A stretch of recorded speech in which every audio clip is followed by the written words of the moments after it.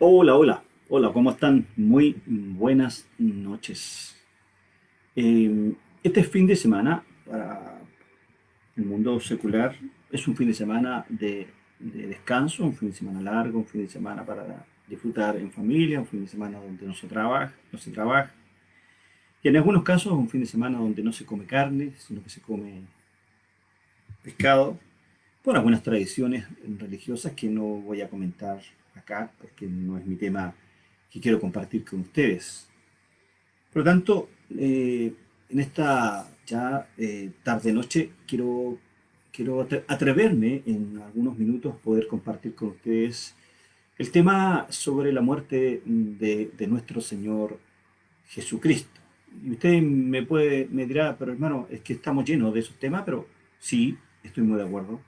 Y hemos escuchado muchos mensajes y hemos leído quizás algunos libros y se ha hecho alusión, inclusive en las redes sociales y en los medios de comunicación, sobre algunos eventos que son practicados a nivel mundial.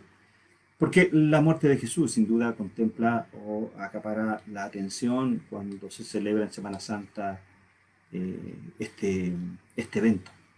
Pero la muerte de Jesucristo, como decía, es el tema al que nunca falla el interés para todos los que devotamente desean estudiar las Escrituras. Esto es así. Mire, no solo porque el creyente necesita saberlo, sino también porque de él depende la eternidad. También por la trascendencia singular que la muerte de Cristo tiene. Eh, Cuatro palabras resumen la comparecencia sobresaliente por el hecho de que de este misterio de misterios. La muerte de Cristo, fíjese que fue natural, poco natural, preternatural y sobrenatural. Cuatro palabras que a lo mejor usted no había escuchado, pero quiero tratarlas con usted. Inclusive algunos comentaristas parecen llamados especialmente para explicar esto a modo de definiciones y aplicarlo a la muerte de Jesús. Pues bien, en primer lugar, la muerte de Cristo fue sin duda natural. Por esto queremos decir que se trató de una muerte real, es porque estamos tan familiarizados, estimados amigos, con el hecho de que la declaración anterior parece simple y común. Sin embargo, lo que tocamos aquí es para la mente espiritual, uno de los principales elementos de asombro, aquel que fue tomado y llevado a la cruz por manos de inicuos y crucificado y muerto fue nada menos que el Emanuel, Dios con nosotros. Aquel que murió en la cruz del Calvario no era otro que el Jehová, Dios mismo. La sangre que fue derramada en el madero maldito era divina. La iglesia de Dios que él ganó por su propia sangre, como nos señala ahí el libro de los Hechos, capítulo 20. El apóstol dice que Dios estaba en Cristo reconciliando al mundo consigo mismo. Nos habla del 2 Corintios capítulo 5. Pero, ¿cómo podría sufrir el ungido de Jehová? ¿Cómo podría morir el Eterno? ¿O, o el que en el principio era el Verbo, que era con Dios y que era Dios, se hizo carne? El que estaba en la forma de Dios tomó la forma de siervo y se hizo semejante a los hombres. Ireneo, un, un, un, un padre de la iglesia, dijo, lo leo textualmente, lo tengo en pantalla. Él se hizo como nosotros para que nosotros fuésemos también como Él. Y estando en la condición de hombre, se humilló, dice Filipenses, se humilló a sí mismo, haciéndose obediente y obediente hasta la muerte y muerte de cruz. Por lo tanto, haber encarnado al Señor de gloria fue capaz de sufrir la muerte misma del cuerpo como cualquier mortal. En sus palabras, Padre, en tus manos encomiendo mi espíritu, significa que llegó al tiempo de su muerte natural y la realidad de que se convirtió aún más evidente cuando él fue colocado en una tumba, donde allí permaneció durante 3 días. En segundo lugar, la muerte de Cristo fue antinatural. Con esto queremos decir que fue anormal. Antes hemos dicho que Él se encarnó para convertirse en el Hijo de Dios y fue capaz de sufrir la muerte más cruenta que la humanidad pueda conocer. Sin embargo, no debe inferirse de esta experiencia que tanto la muerte tenía un reclamo sobre Él. Lejos de ser el caso, todo lo contrario era la verdad. La muerte es la paga por el pecado, nos dice Romanos 6:23. Y Él no tenía, curioso, Cristo no tenía ningún pecado. Antes de su nacimiento le dijo a María, respondiendo el ángel, le dijo, el Espíritu vendrá sobre mí y el poder del Altísimo te cubrirá con su sombra, por lo cual también el santo ser que nacerá será llamado Hijo de Dios, nos dice el médico Lucas. Fíjese que no solo el Señor Jesús entró en este mundo sin contraer el pecado que fue adjuntado a la naturaleza humana caída, sino que Él fue sin pecado, nos dice 1 de Pedro. No había pecado en Cristo. No conoció pecado, nos dice Pablo en 2 de Corintios. En su persona y en su conducta era Él absolutamente el santo de Dios, sin mancha y sin contaminación, nos dice 1 de Pedro 1:19. La muerte tenía sobre Él una reclamación. Incluso Pilato, que tuvo que reconocer que podría este hombre encontrar en él su culpa. Por eso decimos que la muerte del Santo de Dios fue antinatural. Como tercera cosa, quiero compartir con ustedes, quiero decirles que la muerte de Cristo fue interpretada como natural. Con esto, sin duda, queremos decir que fue marcado y determinado por Él de antemano. Él era el Cordero que fue inmolado desde la fundación del mundo, nos dice Apocalipsis. Antes de que Adán fuese creado, se preveía su caída. Antes de que el pecado entrara en el mundo, la salvación ya había sido planeado por Dios. Era su único plan, no era el plan A, el plan B o el plan C. Era el plan que Dios había trazado para la humanidad. En el consejo eterno de la deidad fue preordenado. Allí no debería ser el Salvador de los pecadores. Allí, en esa cruz, debía ser el Salvador de los pecadores. El Salvador que no debería sufrir. El justo sufrió por los injustos. El Salvador que no debía morir para que nosotros pudiéramos vivir. Y porque no había nada lo suficientemente bueno para pagar el precio del pecado. Él, unigénito del Padre, se ofreció a sí mismo por el rescate de muchos. El carácter sobrenatural de la muerte de Cristo ha sido bien llamado el sacrificio de la cruz. Fue en vista de que Dios envió a su Hijo amado a morir juntamente por los pecados cometidos en otro tiempo. Todos hemos estado en Cristo desde mucho antes que el mundo fuere mundo. En la persona del Cordero inmolado en la cruz, cada persona que haya pecado en los tiempos del Antiguo Testamento habría bajado a la fosa en el momento en que pecó. Y en cuarto lugar, para ir finalizando, la muerte de Cristo, amados, era sobrenatural.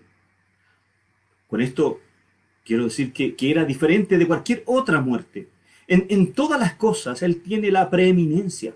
Su nacimiento fue diferente a todos los demás nacimientos. Su vida era diferente en todas las demás vidas. Y su muerte fue diferente de todas las otras muertes. Así lo dio a entender claramente en su propia declaración, cuando dijo, por eso me ama el Padre, porque yo pongo mi vida y la puedo volver a tomar. Nadie me la quita, sino que yo la entrego por mí mismo. Tengo poder para volverla a tomar. Nos dice Juan en el capítulo 10. Un estudio cuidadoso de los relatos evangélicos que prescriben su muerte presentan una septuple prueba y la verificación de su afirmación. Finalmente, nuestro Señor Jesucristo puso su vida. Significa que su vida no estaba en poder de sus enemigos, como se ve claramente en el capítulo 18 de Juan, donde tenemos el registro de su arresto.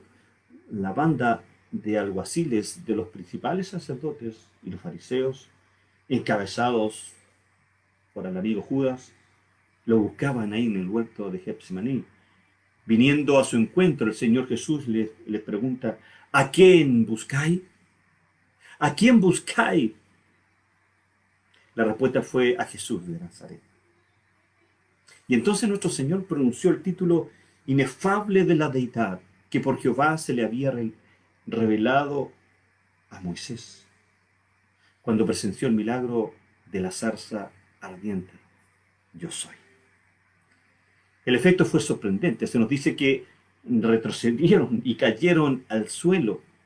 Estos oficiales fueron impresionados. Ellos estaban en la presencia de la deidad encarnada y fueron vencidos por la breve conciencia de la majestad divina en Cristo Jesús. Cuán claro es entonces que Él había complacido a nuestro bendito Salvador. Podría haber caminado en silencio, dejando a los que habían venido a arrestarlo postrados en el suelo. Sin embargo, hermanos, Él se entregó a sí mismo en sus manos y fue llevado, no conducido, como un cordero a la masacre. Pero el grito de victoria que Jesús da se encuentra en unas palabras, la palabra más pequeña, hecha por el hombre más grande, y en el día más grande. Tetelestai. Consumado es. ¿No le llama la atención que en el día más grande, el hombre más grande dijo la palabra más pequeña? Consumado es. Juan 19:30 nos dice: cuando Jesús hubo tomado el vinagre, dijo: consumado es, tetelestai. Y habiendo inclinado la cabeza, entregó el Espíritu. Nuestros últimos estudios, nuestras últimas palabras que nos han ocupado en estos minutos, ahora debemos ocuparnos de su última palabra, la palabra de victoria.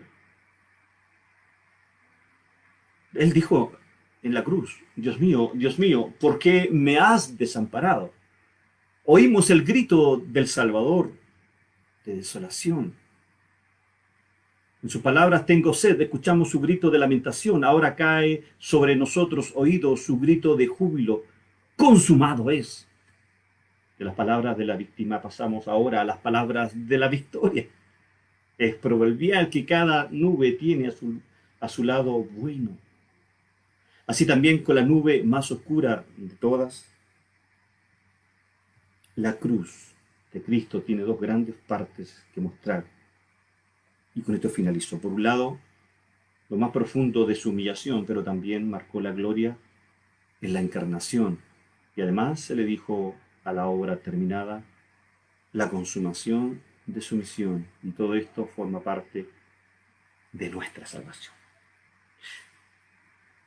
Señor, quiero darte las gracias en esta noche por aquellos que están escuchando, por aquellos que hemos sido testigos a través de la historia de ese evento donde usted, en armonía divina, decidió que su Hijo se entregara en la cruz y hacerse pecado por nosotros. Gracias por esa palabra maravillosa: consumado es, tetelestai. Usted consumó, Señor. Usted se llevó a la cruz nuestros pecados. Qué maravilloso regalo. Gracias, Señor, te damos en este tiempo. Gracias por tu amor inefable. Gracias porque tú nos amaste primero. Gracias. Muchas gracias. En el nombre de Jesús. Amén. Bien, mis hermanos, ha sido esta pequeña reflexión que he querido hacer en este tiempo para poder expresarles en parte eh, lo que estamos viviendo como país, lo que estamos viviendo como cristianos. El mundo hoy disfruta o celebra la resurrección de Jesús. Pablo dijo que si Cristo no hubiese resucitado, vana sería nuestra fe. Dios les bendiga. Chao, chao.